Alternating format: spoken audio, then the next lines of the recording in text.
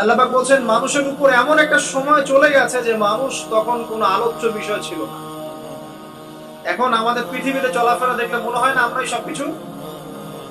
মহাবিশ্বে এমন একটা সময় চলে গেছে তখন মানুষের কোনো অস্তিত্বই ছিল না। হয়তো পৃথিবীতে অন্য কোনো মাখলুক থাকতো, হয়তো বা, আল্লাহু আ'লাম। পৃথিবীর বয়স অনেক প্রাচীন আমাদের বয়সের চাইতে। এটা হতেই পারে মহাবিশ্বের বিভিন্ন গ্রহে আল্লাহ পাক অন্য মাখলুক রেখেছেন। অ্যাটলিস্ট মালায়েকা তো আছেই, ফেরেশতারা আছেন। তো অনেক পরে আল্লাহ রাব্বুল আলামিন ফেরেশতাদেরকে ডেকে বললেন যে আমি পৃথিবীতে খলিফা পাঠাতে চাই। ইন্নী জাইলুন ফিল আরদি খলিফা, আমি পৃথিবীতে খলিফা পাঠাবো, তোমাদের মতামত কি? তখন ফেরেশতারা কি বলেছিলেন যে নাহনু নুসাব্বিহু বিহামদিক ওয়া নুকদ্দিসু লাক, আমরাই তো আপনার প্রশংসা করছি, স্তুতি বর্ণনা করছি। আপনি কি এমন কাউকে পাঠাবেন যারা সেখানে গিয়ে ফিতনার ফাসাদ সৃষ্টি করবে, ওয়াসতিমা রক্তপাত ঘটাবে? আল্লাহ পাক তখন বলছেন ইন্নী আ'লামু মা লা তা'লামুন, আমি যা জানি তোমরা তা জানো না। এরপর আল্লাহ পাক নিজের হাতে আদম আলাইহিস সালামকে সৃষ্টি করেছেন, নিজের রূহটা ফুঁকে দিয়েছেন, আদম আলাইহিস সালামকে সমস্ত জ্ঞান শিক্ষা দিয়েছেন, তারপর ফেরেশতার সামনে নিয়ে গিয়েছেন, সিজদা করতে বলেছেন। আমরা সেই আদম সন্তান। আমাদের পিতাকে আল্লাহ রাব্বুল আলামিন ফেরেশতাদের সামনে নিয়ে সিজদা করিয়েছেন। আমাদের কি সেই ফিকির আছে?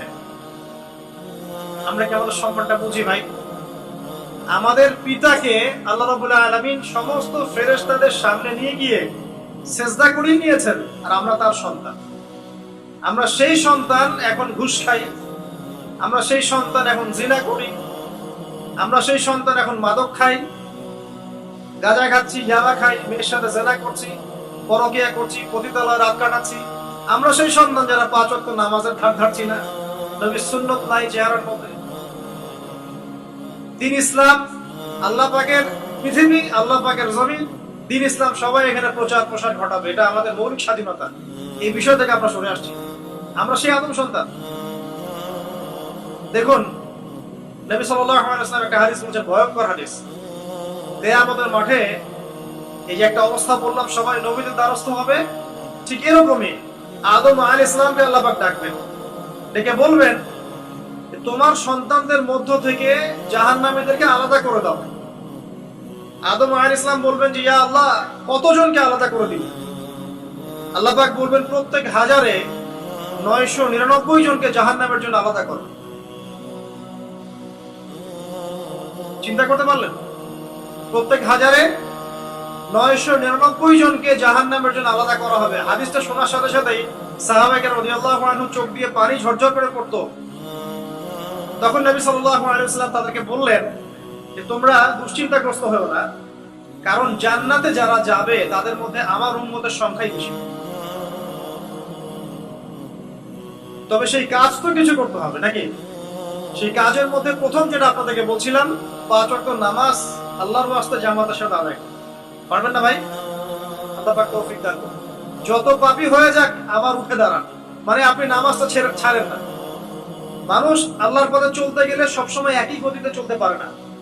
আল ঈমান ইয়াজিদু ফিত তাআ ওয়া ইয়ানকুসু ফিল মাসিয়া, বলা হয় ঈমান হচ্ছে আনুগত্যে বৃদ্ধি পায় আর আল্লাহর অবাধ্যতায় কমে যায়। আল্লাহর পথে চলতে গেলে হোঁচট খায় মানুষ। অনেক সময় দেখা যায় যে খুব ভালো আমল করছি, মনে হচ্ছে আমি খুব ভালো লেভেলে আছি, ঠিক ওই সময় দেখবেন একটা ভুল হয়ে গেছে। এটা হয় না?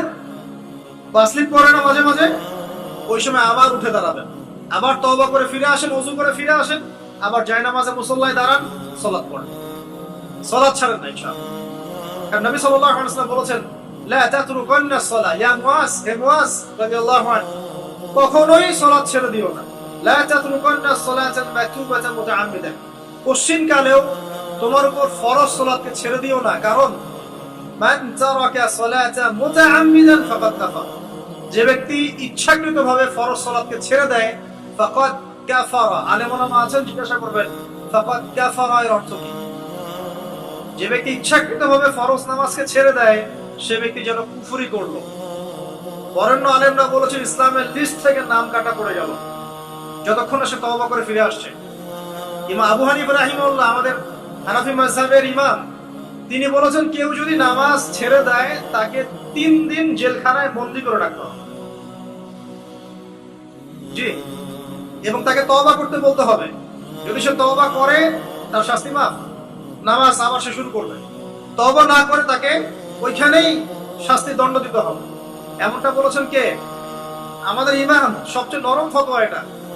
আর আরো যারা ইমাম ছিলেন, ইমাম আহমদ বিন হাম্বল রাহিমাহুল্লাহ, ইমাম শাফিঈ, ইমাম মালিক, তারা বলেছেন নামাজ যদি ছেড়ে দেয় এবং নামাজটাকে অস্বীকার করে, নামাজ ইসলামের অংশ বলে মনে করে না, তাকে হত্যা করতে হবে। হত্যা আবার যে কেউ করতে পারবে না, ওটা ইসলামিক গভর্নমেন্ট করবে। তাকে ভুল বোঝার কোনো সুযোগ নেই, এটা লস। এটা ইমামদের মত, এটা ইমামদের মতামত ছিল। মানে নামাজের গুরুত্ব বোঝাতে গিয়ে তারা এত কঠিন শব্দ ব্যবহার করেছে, নামাজের গুরুত্ব বোঝাতে গিয়ে এত কঠিন শব্দ ব্যবহার করেছে। যুবকদেরকে অনুরোধ করবো, ভাই যাই হয়ে যাক জীবনে, হতাশা ভুলে যান। চাকরি পাচ্ছেন না, আপনার পড়াশোনার চাপ, পারিবারিক চাপ, আপনার ফ্রেন্ড সার্কেলের পাল্লায় পড়ে আপনি খারাপ হয়ে যাচ্ছেন, হতাশ হয়ে দুটো কাজ করেন। নামাজ পড়েন 5 ওয়াক্ত, ইনশাআল্লাহ তাআলা আল্লাহ পাক আপনার অন্তরে প্রশান্তিতে ঢেলে দিবেন ইনশাআল্লাহ। আর দৈনিক 1 পারা করে কোরআন তেলাওয়াত করেন, পারবেন ইনশাআল্লাহ? আল্লাহ পাক আমাকে আপনাদের সবাইকে তৌফিক দান করুন, আমিন। তো যেটা বলছিলাম প্রিয় ভাইরা, নামাজের বিষয়টা গুরুত্ব দেন। 2 নম্বর কোরআন তেলাওয়াত, অর্থ বোঝার চেষ্টা করেন। অর্থ না বুঝলেও তেলাওয়াত করেন, কারণ পড়তে পড়তে পড়তে আল্লাহ পাক আপনার মধ্যে এমন একটা ফিকির দিবেন যে ইনশাআল্লাহ একদিন আপনি অর্থ বোঝার চেষ্টা করবেন ইনশাআল্লাহ। আমি বলছিলাম প্রত্যেক হরফে 10 নেকি পাবেন। আল কোরআনে 114 সূরা আছে না? 114 সূরা 30 পারায় বিভক্ত। এই যে আমি একটু দেখাচ্ছি যে আল কোরআনুল কারীম, এই যে কিতাব, এখানে 114 সূরা আছে না? এখানে কিন্তু 30টা পারা আছে। প্রত্যেক 20 পৃষ্ঠায় একটা পারা শেষ হবে। এখানে প্রত্যেক 20 পৃষ্ঠায় এক পারা শেষ হবে। মানে আপনার একদিনের টার্গেট 20 পৃষ্ঠা পড়া। একদিনের টার্গেট কত? 20 পৃষ্ঠা পড়া। আর আপনি দৈনিক কত ওয়াক্ত নামাজ পড়ছেন? 5 ওয়াক্ত। প্রত্যেক নামাজের আগে বা পরে 4 পৃষ্ঠা করে পড়তে হবে, পারবেন? সহজ না? প্রত্যেক নামাজের আগে বা পরে মাত্র 4 পৃষ্ঠা করে তেলাওয়াত করবেন, একদিনে 20 পারা, পারবেন ইনশাআল্লাহ? আল্লাহ তৌফিক দান করুন, আমিন। এখন এই 114 সূরা 20 পৃষ্ঠায়, এই কিতাবের মধ্যে 600টা পৃষ্ঠা আছে। কত পৃষ্ঠা? এখানে 600টা পৃষ্ঠা আছে, হিসাব করে দেখবেন। আর এখানে আয়াত আছে কত? 6000, একদম ভুল উত্তর। 6236টা আয়াত আছে এখানে। কতটা? হিসাব করে দেখেন, 6236টা। এবং শব্দ আছে প্রায় 77800টা। কয়টা? 77800টা।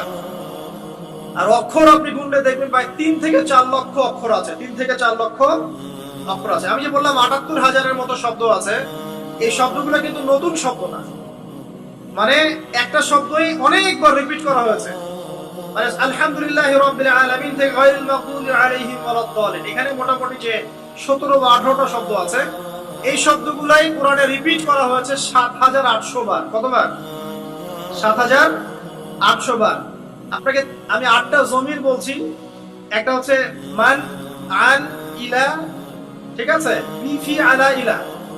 আর মিন, আন, মা, হাত্তা, এরকম 8টা বা 10টা অব্যয় আছে। এগুলো দিয়ে কোরআনে 10,000 শব্দ আছে। কত হাজার? 10,000। সহজ কিন্তু। আর কোরআন নিয়ে অনেক গবেষণা হচ্ছে এখন।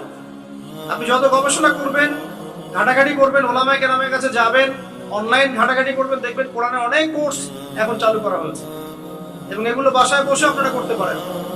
যে কোনো প্রফেশনের মানুষ, যে কোনো অঙ্গনের মানুষ, হোক তিনি একজন ব্যাংকার, হোক তিনি একজন পলিটিশিয়ান, ইকোনমিক্স বা সোশ্যাল ওয়ার্কার বা চাকরিজীবী বা স্টুডেন্ট, যে কেউ হোক না কেন, নারী পুরুষ সবাই এই কোর্সগুলো করতে পারেন।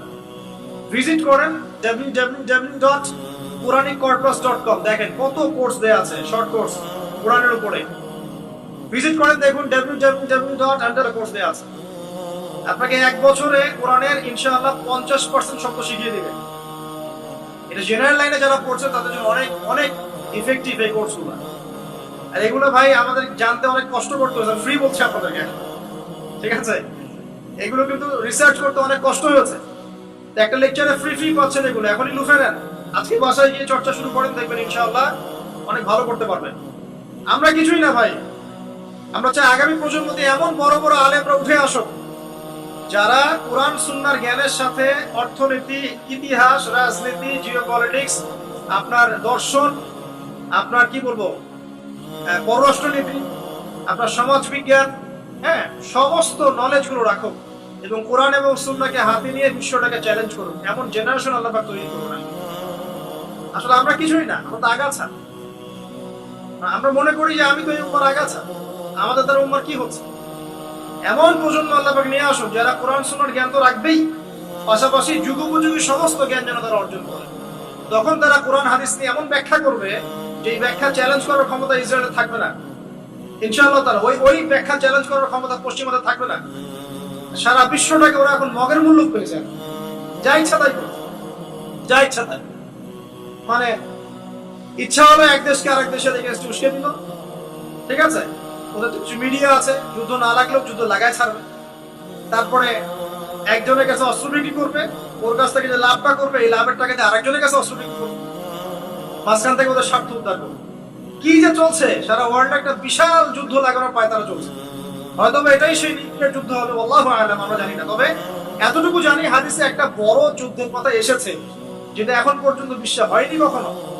First world war, second world war, 1914-1948 এর যুদ্ধ এর সামনে কিছুই না। এটা ইরাকের ইউফ্রেটিস নদীর সোনার পাহাড়কে কেন্দ্র করে হবে বলে হাদিসে এসেছে। এখন এই সোনার পাহাড় অরিজিনাল সোনার পাহাড়ও হতে পারে বা ব্ল্যাক গোল্ডও হতে পারে, আল্লাহ ভালো জানে। কিন্তু আল্লাহর নবী সাল্লাল্লাহু আলাইহি ওয়াসাল্লাম বলেছেন মুসলিমরা যেন এই সোনার পাহাড়ে হাত না দেয়, কারণ এখানে প্রায় 80টা দেশ একত্রিত হয়ে যাবে এই ব্যাটলে, এবং প্রতি 1000 কমব্যাটন মানে যোদ্ধা যারা থাকবে তাদের মধ্যে 99% যোদ্ধা এই যুদ্ধে মারা যাবে। এটা নবী সাল্লাল্লাহু আলাইহি ওয়াসাল্লামের ভবিষ্যৎবাণী, এটা হবেই হবে, কেউ টলাতে পারবে না। কত বছর পর আমরা জানি না, হাদিসে এসেছে। এটাকে বলা হয় মালহামাতুল কুবরা, বিশাল মহাযুদ্ধ। 80টা ফ্ল্যাগ মানে কি 80টা দেশ। যাই হোক, আমরা দোয়া করি আল্লাহ পাক এমন প্রজন্ম নিয়ে আসুন যে প্রজন্ম কোরআন এবং সুন্নাহর জ্ঞান দিয়ে আগামী বিশ্বটাকে ডিল করতে পারে। আল্লাহ পাক আমাদের যে ভালো প্রজন্ম নিয়ে আসুন, আমিন। আর আমরা দোয়া করি আল্লাহ পাক আমাদের দেশটাকে যেন হেফাজত করেন, দুর্ভিক্ষের ফিতনা থেকে হোক, ইকোনমিক স্যাংশনের ফিতনা থেকে হোক, হ্যাঁ, আইএমএফ এর ষড়যন্ত্র থেকে হোক, বা ইন্টারনাল পলিউশন থেকে হোক, বা মহামারী থেকে হোক, সব রকমের ফিতনা ফাসাদ থেকে আল্লাহ পাক আমাদের সোনার বাংলাকে হেফাজত করেন আল্লাহ।